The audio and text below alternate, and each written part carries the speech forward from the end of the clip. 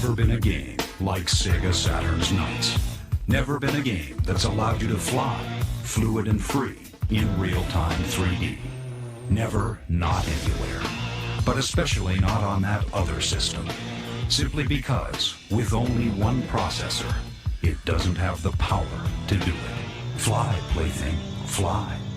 You're not ready. I could think of several games that do flying better than Knights did. Anyway, so, Nights into Dreams, and this is probably the most famous Sega Saturn game of them all. So, I've mentioned several times during this retrospective, one of the biggest oversights on Sega's part was that they never had a dedicated Sonic game for the console.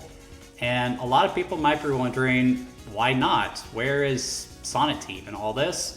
And, well, they decided they didn't want to work on a Sonic game. So after 3 Sonic games, they decided they wanted to branch out and do something different. So they opted to revisit an old concept that they came up with while they were working on Sonic 2 about a game based on flight, which they had determined wouldn't be feasible for what they wanted to do on the old 16-bit Genesis. But with the new hardware on the Sega Saturn, they decided they wanted to give it another shot and crafted a new game to go along with it. And one of the things that Yuji Naka wanted to do when coming up with the game's premise was he wanted to create a character that he felt could exist in reality. So he came up with the idea of, a sentient dream because, anyone who dreams of knights will be able to interact with knights. So he did figure out a way to make it work, hence the dream concept behind Knights into Dreams. The game would come out, and it would actually do very well by the standards of the Saturn, and it would go on to become probably the most famous game ever released on the console. Though, it's not really saying a great deal because, a lot of people weren't into the Saturn when it came out. Despite that, Knights would have plenty of life when the console bit the dust, and is still regarded as one of the best games Sega has ever produced. The plot of the game centers around 2 children who have fallen on hard times and are having shared nightmares, but they somehow manage to escape the nightmares and end up in a place called Nightopia where they meet a rogue nightmare by the name of Knights, who they team up with in order to defeat an evil nightmare by the name of Wise Man the Wicked. Though the plot of Knights might appear to be very basic, what's really interesting about it is how subtle the general story is. There's a lot of it that's left up to interpretation, how everything was resolved is really interesting, and just the way it explores dreams and everything is just really fascinating. Knights is a game that I always point to as an example of video games as art, mostly in regards to how it tells its story, but also in regards to the stellar graphics too. Like, this game is really pushing the 3D capabilities of the Saturn to its limits, with some impressive environments and some really fluid motion too. This is borderline black magic. As for the game, it's also got a great soundtrack as well. I've always described the music in Knights as a jazzy lullaby, which might sound really strange, but the upbeat jazz tempo mixed with the soothing lullabies melodies creates this really interesting atmosphere that can only really be attributed to Nights into Dreams. It's just such a great soundtrack, such great presentation. Sonic Team should not have been making this game. They should have been working on a Sonic game from the get-go, but you can definitely see why they made it. They did a really good job with it. They did a really good job with the gameplay too, though Nights is often described as a 3D platformer. It's kind of hard to call it that considering you can fly. There is no platforming involved here. It's more of a unique 2.5D action game, and it's all based around the idea of flight. So how the sequence of events goes, you start off as playing as one of the little kids, and you make your way over to a gazebo where Knights is in prison. You then, in a sense, merge with Knights, and then are able to fly around the level on a set path. As you're flying along that set path, you need to collect these blue chips and then take them to a cage in order to get an orb, and then take that back to the gazebo, at which point your route changes and the whole cycle starts over again. You do that 3 times, and then you fight a boss. So based on that, you might assume that the idea is to get this done as fast as possible, but Knights puts a little more focus on getting a high score more than anything.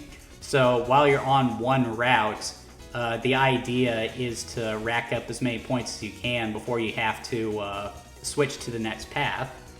And in order to do that, you want to keep the pace of Knights going. So in addition to grabbing on enemies and flinging them away, Knights has a spin move that he can do that also doubles as a speed boost, and can also do a paraloop, which will take out enemies and collect anything that's in the area when you complete the circuit.